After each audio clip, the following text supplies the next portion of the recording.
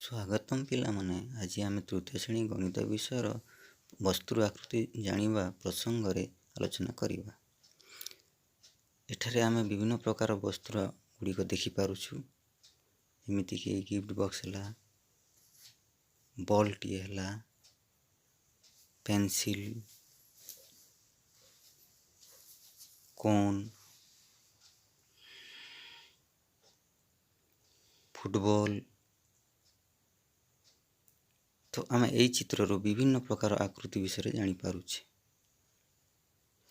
Football ଆକୃତିର ବସ୍ତୁ ଗୁଡ଼ିକୁ ଗୋଲକ ବୋଲି କୁହାଯାଏ। ଏହା ଗୋଟିଏ ଲୁଡ଼ୁ ଗୋଟି ଏଭଳି ଆକୃତିର ବସ୍ତୁ ସମାଗମ କୁହାଯାଏ।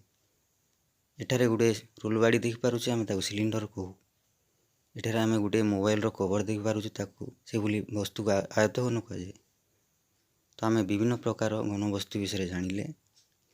ତୁମ ପରିବେଶରେ ଦେଖିଥିବା ବିଭିନ୍ନ ବସ୍ତୁ ଗୁଡ଼ିକର ତାଲିକା ପ୍ରସ୍ତୁତ କରିବ।